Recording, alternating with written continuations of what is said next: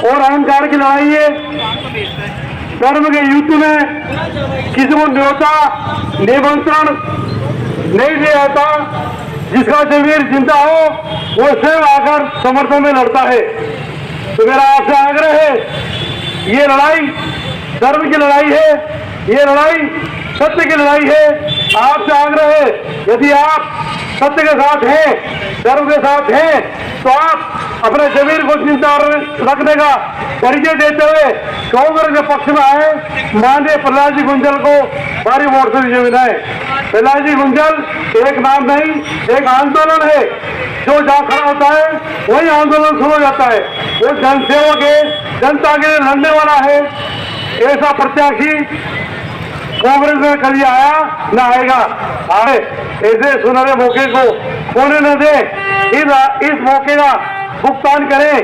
कांग्रेस पक्ष में वोट कर अहंकारी स्वाभिमान की लड़ाई में स्वाभिमान को विजय बनाए। मेरे साथी जितने भी खड़े हैं, मेरी आवाज सुन रहे हैं, उनसे आग्रह है मंच के करीब पहुंचे।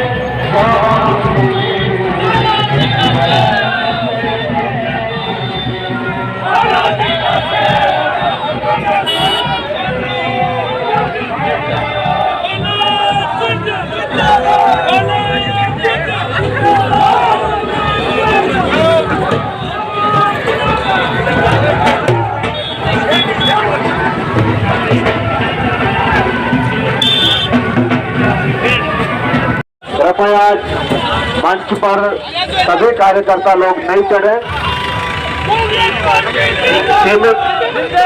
जिनका नाम पुकारा जाए कृपया वही मंच पर आए। मेरा सबसे हाथ जोड़कर विनम्र निवेदन प्रार्थना है कि अनावश्यक मंच पर मुझे साहब, माननीय अशोक चांदना जी विधायक हिंदोली, माननीय हरिमोहन शर्मा जी विधायक गोदी, माननीय पीएल प्रेमी जी जिला कांग्रेस अध्यक्ष और विधायक गोदी, मैं कार्यकर्ताओं से निवेदन करता हूं कि मंच से अपना स्थान नीचे की ओर आ जाए। सभी कार्यकर्ताओं से मेरा हाथ जोड़कर निवेदन है।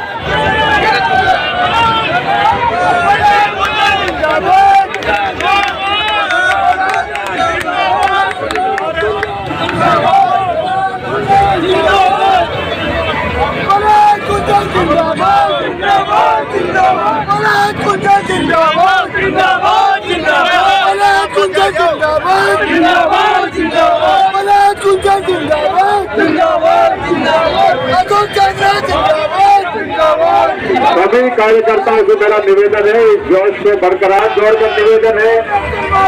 मंच की इतनी क्षमता नहीं है कि इतने कार्यकर्ता ऊपर खड़े हो सके।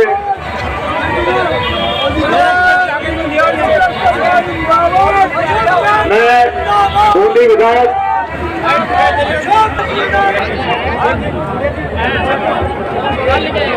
माननीय प्रहलाद जी गुप्ता जो हमारे लान में हमारे प्रत्याशी हैं, मैं उनसे निवेदन करूं कि हमारे प्रदेश कांग्रेस कमेटी के ऊर्जावान अध्यक्ष आदरणीय गोविंद सिंह जी बेटागरा साहब का माला और साफा बताकर स्वागत और अभिनंदन करें।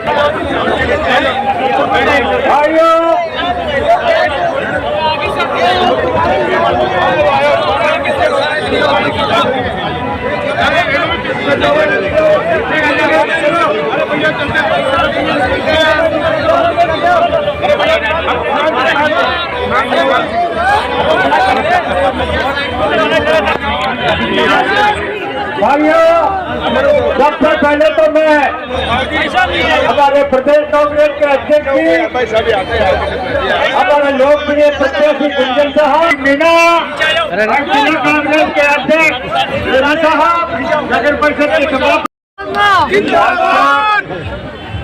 प्रदेश कांग्रेस कमेटी के अध्यक्ष और हजारों हजार लाखों युवाओं के मार्गदर्शक सम्मानित गोविंद डोटासरा जी, कोटा बूंदी लोकसभा के लोकप्रिय और जन जन के दिल में उतर चुके ऐसे कांग्रेस पार्टी के कैंडिडेट सम्मानित प्रहलाद गुंजन जी, बूंदी के विधायक,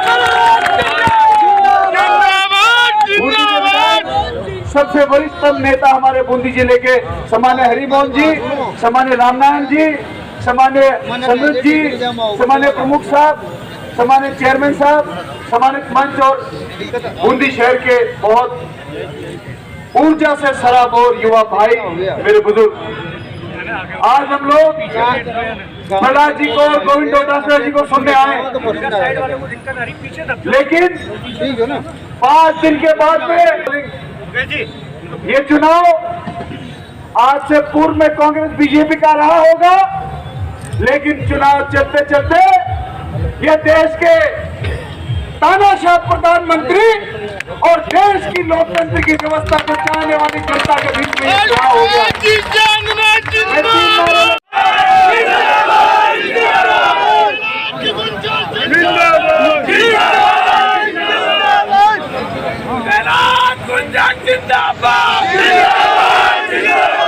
भारत माता की बड़ा देना भाई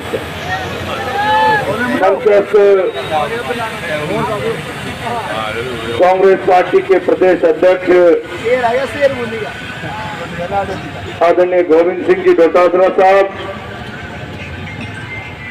बूंदी के विधायक पूर्व मंत्री हिंडोली विधायक आदरणीय अशोक जी, हमारी कोटा बूंदी 12 के पूर्व सांसद रामनारायण जी मीणा साहब, पाटन के विधायक सीएल प्रेमी साहब, अन्य सभी नेतागण, समृद्ध जी, बहन चंद्रावती जी, सत्येश जी, संदीप जी और मेरे सामने उपस्थित बूंदी शहर और आसपास के गांव से आए हुए सम्मानित महानुभाव, नौजवान मित्रों,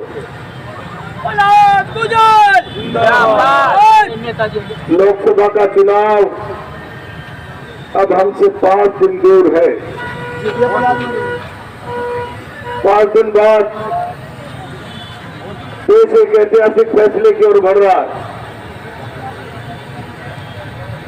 आने वाला 5 साल भारत का भविष्य किन हाथों में सुरक्षित है। मैं आज बूंदी के लोगों के बीच में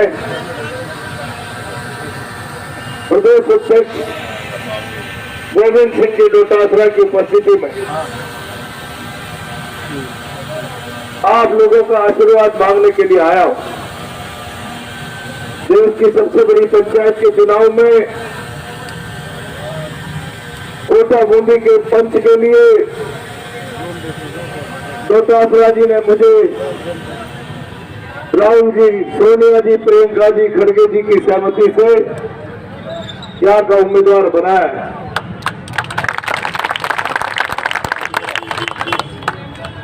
तुमने मेरे सामने लोकसभा के अध्यक्ष भारतीय जनता पार्टी के उम्मीदवार है।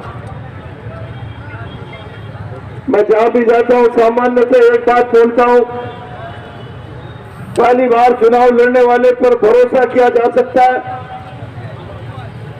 और जब 5 साल बाद वो व्यक्ति दोबारा चुनाव लड़ने आता है तो उसके कर्मों की किताब जांची जाती है, उसका हिसाब किताब मांगा जाता है। मैं आज बूंदी के बीच में कहना चाहता हूं, बिरला जी को आपने 10 साल सांसद के रूप में देख लिया और मैंने कैंडिडेट बनते ही बिरला जी को चुनौती दी। बिरला जी, अब जनता के बीच में मोदी और मंदिर का मुखौटा हटाओ और 10 साल के अपने कर्मों का हिसाब किताब लेकर मैदान में आओ।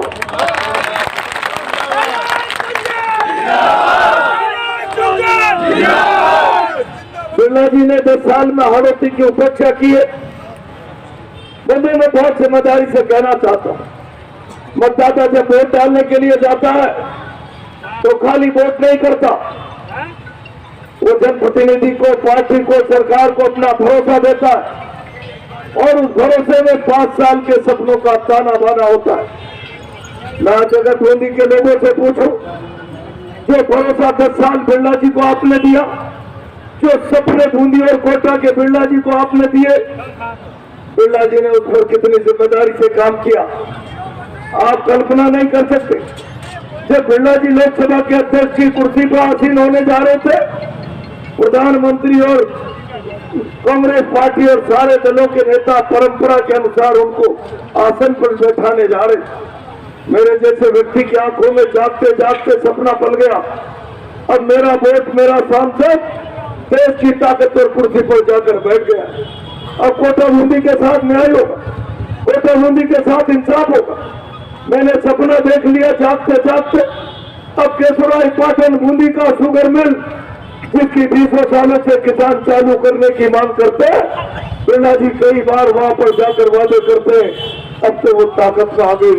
मेरे ख्याल से शुगर मिल की चिमनियां धुआं उगलने लग जाएगी।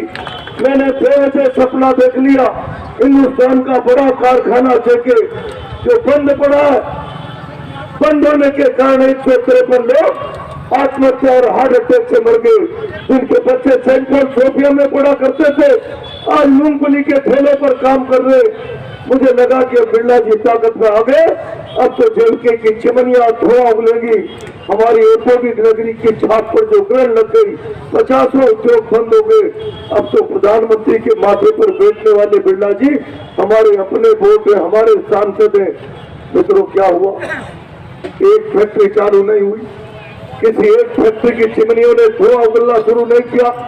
एक फैक्ट्री की चिमनी ने धुआं उगलना शुरू किया, जिसका नाम केवल नगर फैक्ट्री है और भरत सिंह जी लिखते हैं। उसका मालिक कौन? सबका मालिक है। मैं सबके मालिक से कहना चाहता हूँ, सबके मालिक, तुमने 10 साल इस भारत की जनता के विश्वास के साथ धोखा किया, तुमने इसके अरमानों पर पानी फेरा। मेरा तालेरा और केशवराय पाटन क्षेत्र का किसान जो शुगर मिल बंद होने के कारण जिसने गन्ना पैदा करना बंद कर दिया, वो तुम्हारी तरफ टकटकी लगाकर 5 साल देखता रहा। अब बिरला जी हमारे साथ न्याय करेंगे, इंसाफ करेंगे। बिरला जी, आपने मेरी हारती को निराश किया, और इतना ही नहीं, मैंने तो भी बिरला जी से कहा, आप 10 साल का लेखा जोखा लेकर मेरे साथ चलिए, अपने चाल चरित्र चेहरे पर चुनाव लड़ने का प्रयास करिए। लोकसभा का अध्यक्ष रहने के बाद आप प्रचार करते फिर रहे, ये चुनाव मेरा नहीं है, मोदी का चुनाव। मैं आज आपसे पूछना चाहता हूँ, कल शुगर मिल की पंचायती करनी पड़ी पार्लियामेंट में, भारत की सरकार के सामने खम ठोक कर शुगर मिल के मामले पर लड़ना पड़ा, तो क्या मोदी लड़ेगा? आपका पंच लड़ेगा?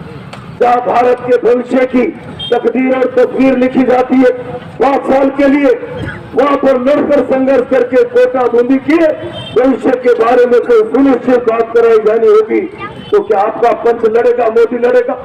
लेकिन चोर की दाढ़ी में तिनका अपना चेहरा दिखा नहीं सकते। बिरला जी, आपका चेहरा मोदी का मुखौटा हटाते ही पहले 2,000 बीघा काले खेत की काली छाया आपके चेहरे पर नजर आती है।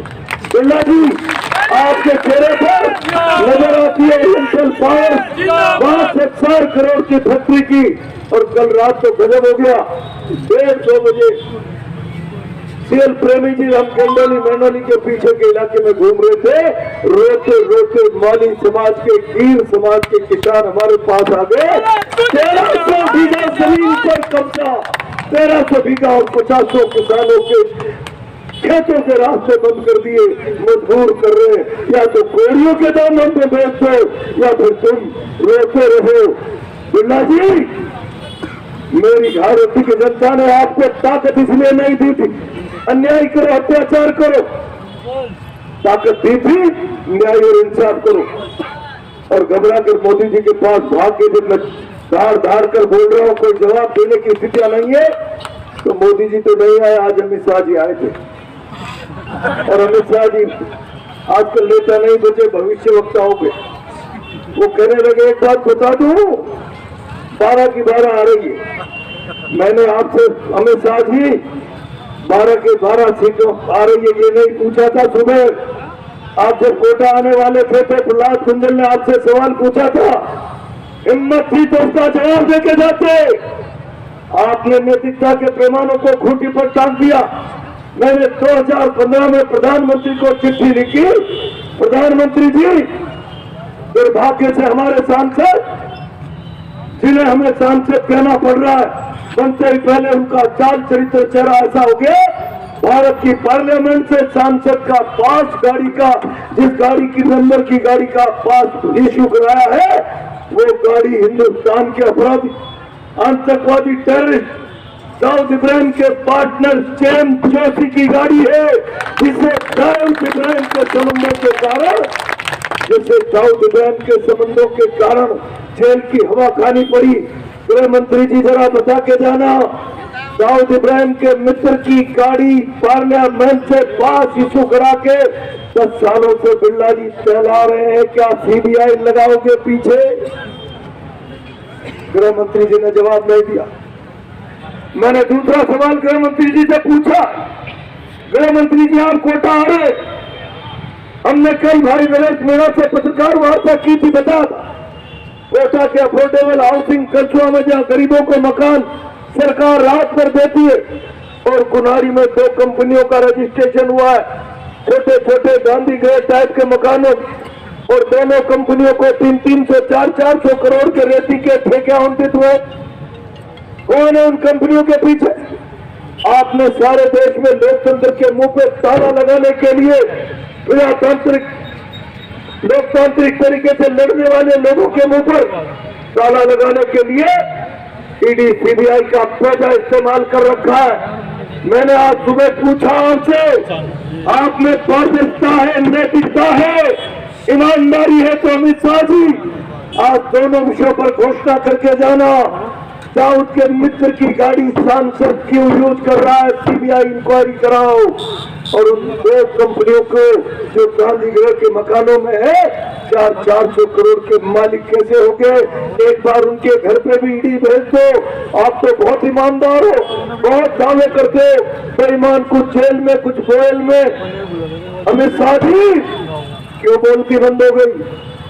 कुछ बोल के जाते, आपकी नैतिकता खोटी पे टक गई। मैं आज बूंदी के लोगों से कहना चाहता हूँ, जिम्मेदारी के साथ इन लोगों ने देश का राजनीतिक वातावरण गंदा कर दिया। बिरला जी ने अपनी ताकत आपके आशीर्वाद से पाई। लोकसभा के अध्यक्ष और सत्ता की ताकत दिखाने वाले बिरला जी, बूंदी के पेड़ में जाओ, आपने हम तक कर रखा है। कोई कांग्रेस पार्टी का प्रचार करेगा, जेल में डाल देंगे। कोटा में 2 ब्राह्मण बच्चे, एक तो आज भी 1 महीने से जेल में है, जिसने सोशल मीडिया पे ट्वीट कर दिया, क्या गुंडागर्दी हो गई। और जब सरकार और सत्ता में बैठे हुए लोग अपने काले चेहरों पर पर्दा डालने के लिए पुलिस का पहरा और दीवार आड़ में देते हैं, तब जनता को मसाल हाथ में लेनी पड़ती है। मैं आज मोदी के लोगों से कहना चाहता हूं, ये गुंडागर्दी और इनकी सरकार अपने काले कारनामे और काले चेहरे के कारण जनता को फेस नहीं कर सकते।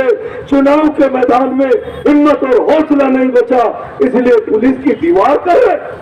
और जब से पुलिस की दीवार होती है, मैंने कहा 100 साल का इतिहास, जनता मसाल पकड़ती है। बूंदी के लोगों, थामा मसाल उखाड़ कर फेंक दो इन बेईमानों को।